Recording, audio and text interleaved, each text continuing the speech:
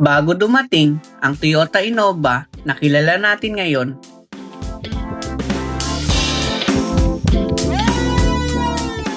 nauna munang minahal ng mga Pilipino ang Tamaraw FX noong 90s. Simple, matibay, at pwede pang pamilya o pang negosyo. Kaya naging simbolo ito ng praktikal na sasakyan sa Pilipinas. Late 90s hanggang early 2000s, pinalitan ito ng Toyota Revo. Pero dala pa rin ang pagiging versatile at maaasahan.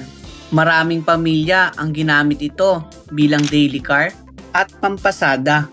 Tunay na saksi sa araw-araw na biyahe ng mga Pilipino. Noong 2004, ipinakilala naman ang kapalit ng Revo, ang Toyota Innova. Kasama siya sa IMB platform ng Toyota kung saan nakabase sa Hilux at Fortuner. Dito rin nagsimula ang mas mataas na level ng comfort, maluwag na interior at mas modernong feature para sa isang family MPV. Kaya kung tutuusin, ang Innova ang nagsilbing evolution ng Tamaraw FX at Revo, mula sa pagiging simple at utilitarian hanggang sa pagiging refined at family-friendly na sasakyan na minahal ng maraming Pilipino.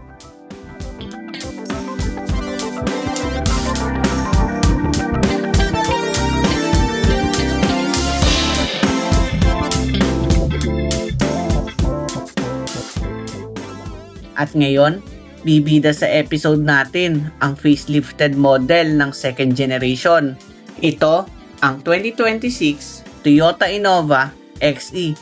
Pero take note, wala ng gasoline option ang bagong Innova dahil lahat ng variant ay diesel engine na.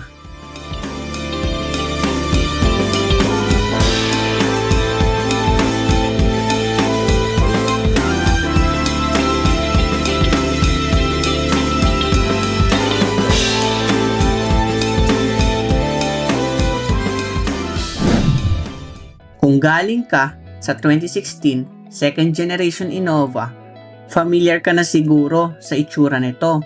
May mga konting facelift lang na binago sa 2021 to 2026 Innova. Pero sa mas bagong modelo, may bagong variant na isinama si Toyota sa linya, ang Toyota Innova XE. Parang J variant pero itong entry level na automatic. Sa harap, naka-multi-reflector halogen headlight. At ngayon, may turn signal indicator na sa ibaba ng headlight. Dagdag forma, dagdag visibility. Walang fog lamps, pero sa likod, meron itong bulb type rear combination lamp, standard spoiler at third brake light na makikita sa lahat ng Innova models. Sa gilid, walang pagbabago mula pa nung second gen. Steel wheels with cap, wrapped with 205/65 R16 tires ang Innova. Side mirrors, body color with signal lamp repeaters. At kahit walang sensor, meron itong reverse camera na wala sa naunang modelo. Manual ang tailgate ng Innova XE. Kahit hindi top of the line, meron siyang ilaw sa likod. Maluwag naman ang cargo space para siyang SUV. Side folded seat naman ang third row nito, kagaya ng Fortuner. Pero kung bitin ka sa space, pwede mong itupi ang second row. Pero take note, hindi ito kagaya ng mga ibang 7-seater MPV na folded flat ang second row.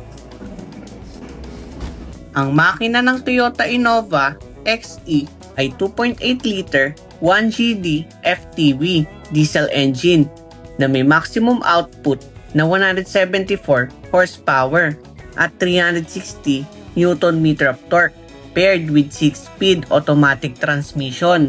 Plus points pa ang underhood cover na wala sa mga ibang sasakyan. Okay naman ang loob ng Toyota Innova XE. Kahit entry level sa automatic variant, hindi mo rin agad mapapansin na base model ito dahil may silver accent at may steering wheel controls pa para sa infotainment. Analog ang instrument cluster, manual tilt at telescopic ang adjustment ng steering wheel at may cup holder pa sa tabi ng driver. Pagdating sa space, maluwag ang legroom at headroom. may digital clock sa ibabaw ng infotainment system. At speaking of infotainment, naka 7-inch touchscreen na ito with Apple CarPlay at Android Auto. May konting delay ang touch response pero okay na rin. Meron naman itong 6 na speaker, sapat para sa daily drive. Analog ang aircon controls, may eco at power mode na, plus isang 12-volt socket. Marami ring storage option sa gitna, may cup holder, maluwag na center console, at may cooler box. Dagdag pa dyan ang spacious na glove box. Sa taas, may map light, hindi nga lang LED, sunglass holder, at visor na walang mirror. Sa second row, maluwag ang legroom pero sa headroom medyo limitado ang space.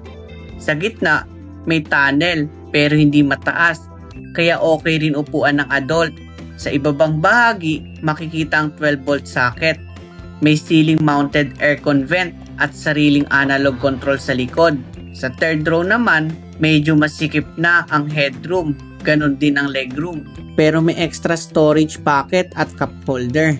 Overall, swak na swak pa rin ang Toyota Innova XE sa pamilyang Pilipino, lalo na sa mga hindi pa handang mag-switch sa hybrid at electric engine.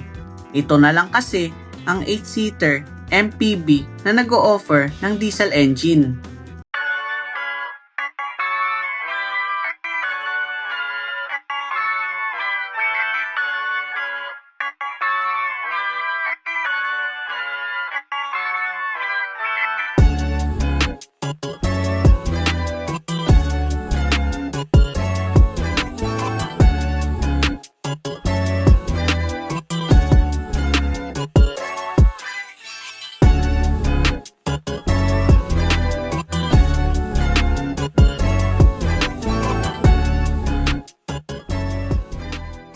Ang 2026 Toyota Innova XE ay nagkakahalaga ng 1,381,000 Philippine peso.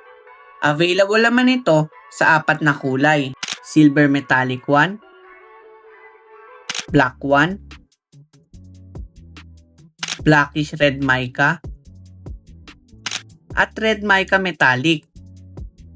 Kung taga Cavite naman kayo at naghahanap kayo ng Toyota cars, bisitahin lang ang Toyota Silang at hanapin lang si Ma'am Marby Montoya o kaya si Sir V. Gifted Manahan for inquiries.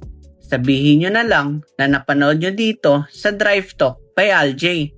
At kung nagustuhan mo naman ang episode na to, don't forget to like, comment, share, at subscribe. I-click mo na rin ang notification bell para lagi kang updated. Kita-kits sa next episode ng Drive Talk.